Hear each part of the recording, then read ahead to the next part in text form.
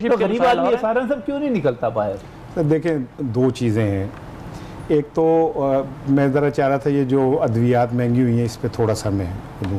یہ جو ادویات مہنگی ہوئی ہیں یہ وہ ہیں جو فارمیسوٹیکل کمپنیز بناتی نہیں ہیں, کیونکہ ان کا را مٹیریل مہنگا ہوتا ہے اور ان کی کھپت بہت کم ہوتی ہے, جس کی وجہ سے انہیں یہ ہوتا ہے کہ ہم اتنا مہنگا منگاتے ہیں اور اس کے بعد ڈسپرین ہم بنا کے رکھتے ہیں جو 2 روپے کی ہے, پروفٹ نہیں ہے اس پہ, پروفٹ اس مارجن کی قیمت اس لیے بڑھائی تاکہ ان کو انسینٹیو ملے اور وہ یہ دوائیاں بنائیں اور مارکیٹ میں جو شارٹیج ہوتی ہے وہ نہ رہے.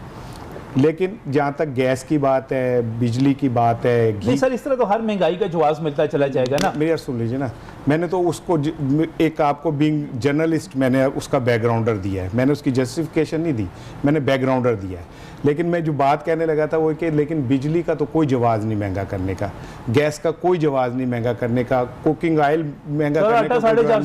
1450 روپے من لیا آپ نے, بالکل ایسے آپ 510 روپے کا 10 کلو کا تھیلا دے رہے ہیں اور کوئی پوچھنے والا نہیں ہے. آپ ذرا یوٹیلٹی سٹور سے پتہ کریں کون کون سی چیزیں مہنگی ہو گئی ہیں. نہیں میں عرض کر رہا ہوں, میں تو یاد کر کے ایسا کی مہنگی میں نے بولا نہیں دے رہا. صابن سے لے کر ہر چیز مہنگی ہو گئی. میں یہی کہہ رہا ہوں کہ یہ ساری چیزیں مہنگی ہیں, ان کا کوئی جواز نہیں. آپ امیر آدمی, آپ کو یاد کرنا پڑتا ہے کیا کیا مہنگا ہوا ہے.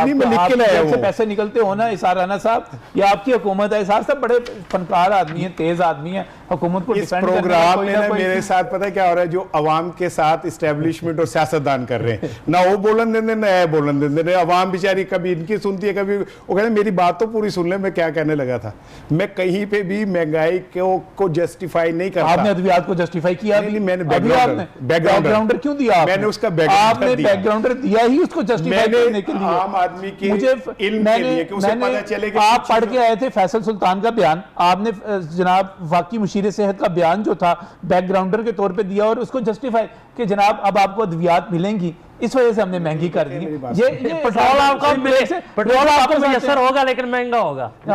اب آپ دونوں کیا چاہتے ہیں, میں عوام کی طرح چپ ہو جاؤں کہ میں اپنا موقف دے دوں؟ جی آپ کہہ رہے تھے کہ ادویات اس وجہ سے مہنگی ہوئی کہ ملتی رہے, آٹا اس وجہ سے مہنگا ہو گیا کہ ملتا رہے, بجلی مہنگی ہو جائے گی ملتی رہے, نہیں ملے گی تو پھر ایسی چیخا ماریں گے. صحیح کہہ رہے ہیں آپ, پیٹرول مہنگا ہو گیا ملتا رہے. ایک عرصے سے نا میں ایک ہمزاد کی تلاش میں تھا جو میرے اندر کی باتیں خود کہہ سکے. مجھے پتہ نہیں تھا کہ نجم میرا ہمزاد ہے, اسے ہر بات کا پتہ ہے میں نے اندر کیا کہنا ہے اور کیا نہیں کہنا, لیکن اس کے علاوہ بھی میں نے کچھ کہنا تھا. وہ ساری باتیں ٹھیک ہے, مجھے اور میری بھابھی کو سب کچھ پتہ ہوتا ہے آپ نے کیا کہنا ہے. اسی لیے یہ دو بندے دنیا میں جو کبھی بھی مجھ سے متاثر نہیں ہوئے.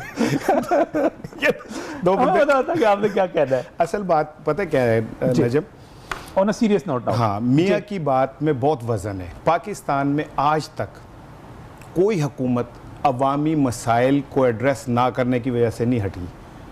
یہ کہیں اور کی باتیں ہوتی ہیں, کہیں اور کے فیصلے ہوتے ہیں, کہیں اور کے ڈیسیژنز ہوتے ہیں جو یہاں چل رہے ہوتے ہیں. میں ذاتی طور پہ میں سمجھتا ہوں کہ پاکستان میں ایک عرصے سے انٹرنیشنل اسٹیبلشمنٹ اور نیشنل اسٹیبلشمنٹ کی لڑائی بھی چل رہی ہے.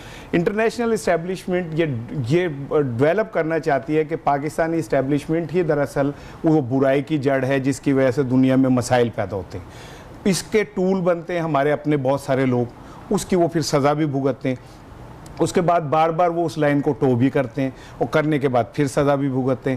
تو یہ چل رہا ہوتا ہے. اصل چیز یہ کہ انٹل انلیس جب تک غریب آدمی خود اب دیکھیں نا, آٹا مہنگا تو آٹا مہنگا کرنے والے تو پارلیمنٹ کا حصہ ہیں, چینی مہنگی کرنے والے پارلیمنٹ کا حصہ ہے, گھی مہنگے کرنے والے پارلیمنٹ کا حصہ ہے.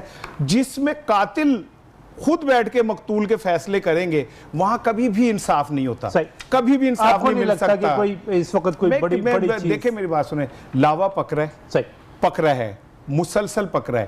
لیکن میں ذاتی طور پہ میں ایک ہسٹری کا چھوٹا سا طالب علم ہوں, میں نہیں ابھی وہ ہم اس جگہ پہ نہیں پہنچے جب یہ پھٹ جائے گا. جب یہ پھٹے گا نا تو یہ جو 2 نمبر چہرے ہیں نا جو چارٹرڈ طیاروں میں بیٹھ کے اور ریڑھی والے کی نمائندگی کر رہے ہوتے, پھر یہ ختم ہو جائیں گے. پھر اللہ کرے وہ وقت آئے گا, لیٹ ہو سکتا ہے لیکن آئے گا. لیکن اس وقت ابھی آپ کو نہیں لگ رہا یہ نومبر دسمبر جنوری میاں صاحب یہ اسی تنخواہ پہ کام کریں گے سارے.